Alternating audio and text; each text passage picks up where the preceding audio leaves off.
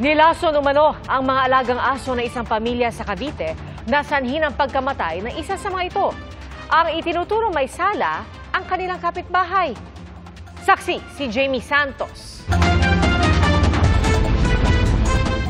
Nanginginig at nanlalambot hanggang sa tuluyang bumagsak. Ganyan ang lagay ng asong si Boboy nang datnan ng pamilya Culada umaga ng April 13.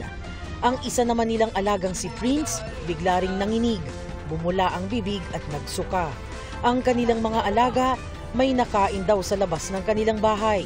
Nilason daw ang kanilang fur babies. Bakit hindi nanyan ang aso ko? Wala pa kapag hindi naman kayo inaano yan. Ayon sa pamilya Culada, base sa nakuha nilang CCTV footage, kapitbahay umano nila ang may gawa nito. Bago pa man ang insidente, sinugod na raw sila ng kapitbahay. The day before po nangyari, merong sugudan sa bahay po namin na nirereklamo nga po si Prince na tinahulan daw po. Which is nakita daw po ng pamangkin ko bago siya tahulan, sinuwag, yung binugaw niya, si Prince. Kaya siya tinahulan. Pero hindi po siya sinugod or anything na wala pong kahit anong ginawa si Prince. Tumahol lang. Inassure ko po siya na hindi naman po nangagat yan. Sa footage na ibinahagi nila sa GMA Integrated News, makikita ang isang taong naglalakad at tila naghagis ng isang bagay sa direksyong kinaroroonan ni Boboy. Dahil tulog, ilang sandali pa bago niya ito nakain. Pumanaw si Boboy. Nakaligtas naman si Prince matapos nitong maisuka ang kinain na kulay asul na pinaniniwala ang may lason. Pero ang insidente, nag-iwan daw ng matinding trauma sa kanilang alaga.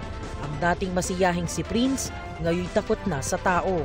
Para siyang nanginginig pagka lalabas or kukunin mo.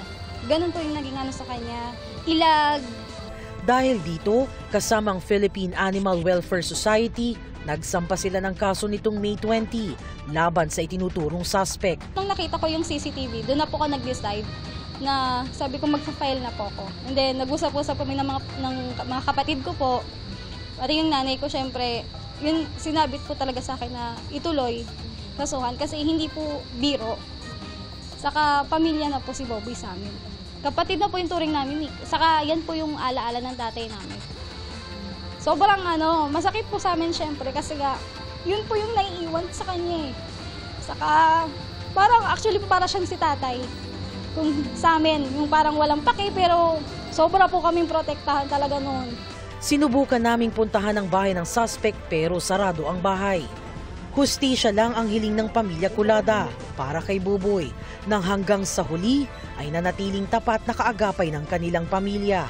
Hindi kami titigil hanggat hindi namin nabibigay yung hustisya na para sa'yo. Kasi pamilya ka namin. Para sa GMA Integrated News, ako si Jamie Santos, ang inyong saksi. Mga kapuso, maging una sa saksi. Mag-subscribe sa GMA Integrated News sa YouTube para sa iba't ibang balita.